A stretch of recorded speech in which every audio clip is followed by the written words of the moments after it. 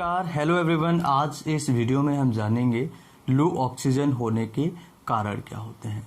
बहुत ही छोटा वीडियो है लेकिन बहुत ही महत्वपूर्ण वीडियो है, क्योंकि इस टाइम पर सभी को लगभग ऐसे मरीज हैं या फिर हमारे ऐसे व्यूअर्स हैं जिनकी डिमांड है कि सर लो ऑक्सीजन होने के कारण क्या होते हैं और आप घर पर क्या कर सकते हैं कि अगर घर पर ऑक्सीजन लेवल थोड़ा कम आता है, जैसे कि 93 है, 92 है या 94 के आसपास आता है, ये जो होता है ये बाउंड्री लाइन होता है। अगर इसके आसपास आपका ऑक्सीजन लेवल चलता रहता है तो हम किस तरह से थोड़ा सा इसे मेंटेन घर पर कर सकते हैं या फिर इसके कारण क्या होते हैं, मेन इसके कारण हम इस वीडियो में समझेंगे। सबसे पहले समझ लेते हैं ऑक्सीजन से जुड़ी कुछ बातें।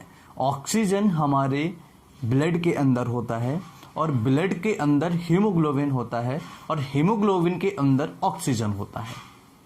यानी कि अगर हम बाहर से ऑक्सीजन ले लेते हैं तो ये ऑक्सीजन फेफड़ों के अंदर जाएगा, फेफड़ों से ये ब्लड के अंदर जाएगा और ब्लड के अंदर ये हीमोग्लोबिन के अंदर जाएगा, आरबीसीज के अंदर, और हीमोग्लोबिन इसे जहां जहां पर हमारे शरीर में जरूरत है वहां भेज देगा। यानी कि ट्रांसपोर्ट का काम आप समझ लीजिए ब्लड का। जैसे कि हमें यहां से दिल्ली जाना है तो या तो आप ट्रेन से जाएंगे या हेलीकॉप्टर से जाएंगे या आप गाड़ी से जाएंगे, 4 व्हीलर से या फिर मोटरसाइकिल से जाएंगे। तो इसी तरीके से जब ऑक्सीजन को हमें ब्रेन तक पहुंचाना है तो ये हमारा ब्लड ऐसे लेकर जाएगा, वो भी आरबीसीज के अंदर रख के सेफ क्राइटेरिया में, समझ रहे हैं, आरबीसीज के अंदर रख देंगे। उसके बाद ये अपने आप ब्लड सर्कुलेशन के थ्रू ब्रेन में पहुंच जाएगा। ठीक है, तो ये इस तरीके से अपने आप इसके सारी प्रक्रियाएं चलती हैं। अगर हमारे लंग्स में कोई बीमारी हो जाए तो सबसे पहला जो इंडिकेशन होता है लो ऑक्सीजन लेवल का फेफड़ों की बीमारियों में। फेफड़ों की बीमारियां जैसे कि अस्थमा होना। अस्थमा में क्या होता है कि हमारे शरीर के अंदर ऑक्सीजन का लेवल सही से फ्लो नहीं बन पाता, क्योंकि हमें जो सांस होती है जल्दी जल्दी लेनी पड़ती है। अस्थमा के अंदर हमें सफोकेशन, घबराहट, बेचैनी, पसीना आने लगता है। क्यों? क्योंकि अस्थमा एक ऐसी सिचुएशन होती है जो पेशेंट को बहुत ज़्यादा इरिटेट करते, बहुत ज़्यादा पेशेंट परेशान हो जाता है। जब सांस हम जल्दी जल्दी लेंगे तो ऑक्सीजन सही तरीके से ब्लड के अंदर नहीं मिल पाएगा और ऑक्सीजन कम हो जाएगा। इसके अलावा दूसरी बीमारी होती है फेफड़ों की COPD, यानी क्रॉनिक ऑब्स्ट्रक्टिव पल्मोनरी डिसीज। इसका मतलब होता है एयरवे के अंदर, जैसे कि जो ब्रोंकियल ट्रीज वगैरह है या आगे के जो छोटे छोटे पार्ट्स हैं, छोटी छोटी कैपिलरीज हैं, उनके अंदर क्या होता है, ऑब्स्ट्रक्शन होने लगता है। ये लंग्स के अंदर होता है। तो लंग्स के अंदर जब इसके पाथवे में कुछ ऑब्स्ट्रक्शन होगा, जैसे कि सिकुड़ जाना या म्यूकस बहुत ज़्यादा जम जाना, ठीक है, इस तरह के कारण अगर फेफड़ों को इन्वॉल्व करते हैं तो इसके कारण भी ऑक्सीजन लेवल हमारे शरीर में कम हो जाता है। इसके अलावा फाइब्रोसिस वगैरह है, जैसे कि लंग्स के अंदर कुछ फाइब्रोसिस टाइप का हो रहा हो, गठाइन टाइप का हो रहा हो, जो कि ऑब्स्ट्रक्टेड कर रहा है या फिर जो ऑक्सीजन लेवल को है वो इम्पेयर्ड कर रहा है, वो डिस्टर्ब कर रहा है। ठीक है, निमोनिया, कई ऐसे मरीज होते हैं जिनको निमोनिया में भी ऑक्सीजन लेवल कम होता है। जो बच्चे, छोटे छोटे बच्चे होते हैं उनमें निमोनिया कॉमन होता है और जो ओल्ड एज होते हैं उसमें भी निमोनिया होने के चांसेस बहुत ज़्यादा होते हैं। तो ऐसी कंडीशन में भी ऑक्सीजन का लेवल कम हो जाता है। अब अगर बात करें इसके अलावा, फेफड़ों के अलावा कुछ ऐसी बीमारियां जैसे कि एनीमिया होना। तो एनीमिया में क्या होता है, हमारे ब्लड में हीमोग्लोबिन कम हो जाता है, यानी कि खून की कमी हो जाती है।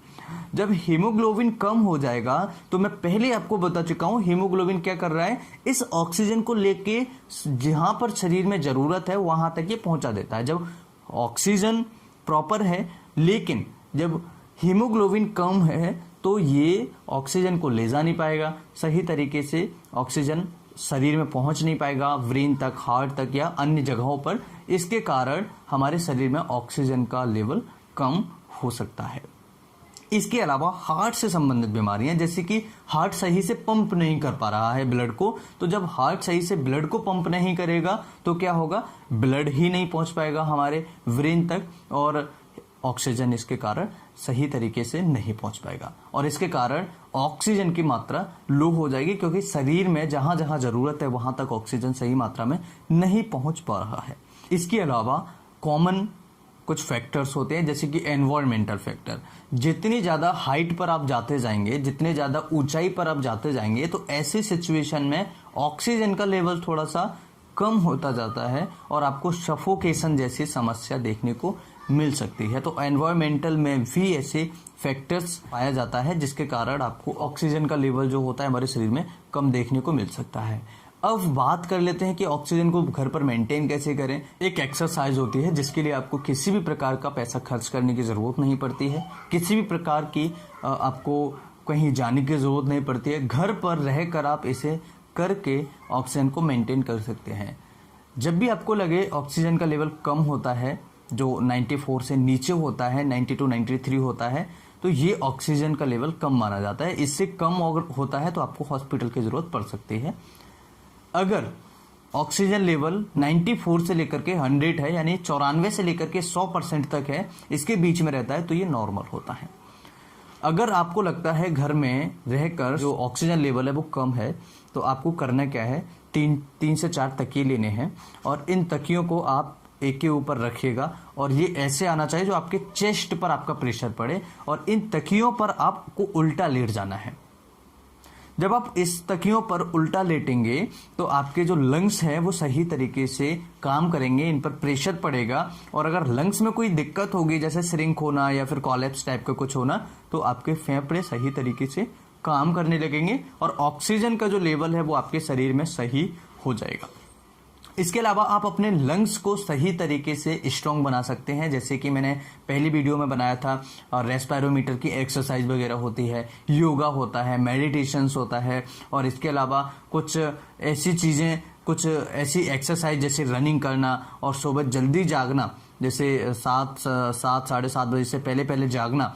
तो इससे क्या होता है, ऑक्सीजन का जो लेवल होता है हमारे शरीर में मेंटेन रहता है और सही तरीके से हम ऑक्सीजन को फ्लो कर पाते हैं, हमारा शरीर सही तरीके से फंक्शन कर पाता है। सो आज के इस वीडियो में हम सभी ने सीखा ऑक्सीजन लेवल कम होने के कारण क्या होते हैं और इसे कैसे हम पूरा कर सकते हैं। उम्मीद करता हूं ये वीडियो आप सभी को पसंद आया होगा। वीडियो पसंद आए तो लाइक शेयर सब्सक्राइब करें, कुछ पूछना चाहे तो कमेंट करें और अगर आप चैनल पर नए हैं तो सब्सक्राइब करने के बाद बेल नोटिफिकेशन ऑन जरूर करें, जिससे हमारी आने वाले लेटेस्ट वीडियो की नोटिफिकेशन आप तक आसानी से पहुंच सकेगी। फिर मिलते हैं इसी तरह किसी नई वीडियो में, तब तक के लिए नमस्कार, जय हिंद।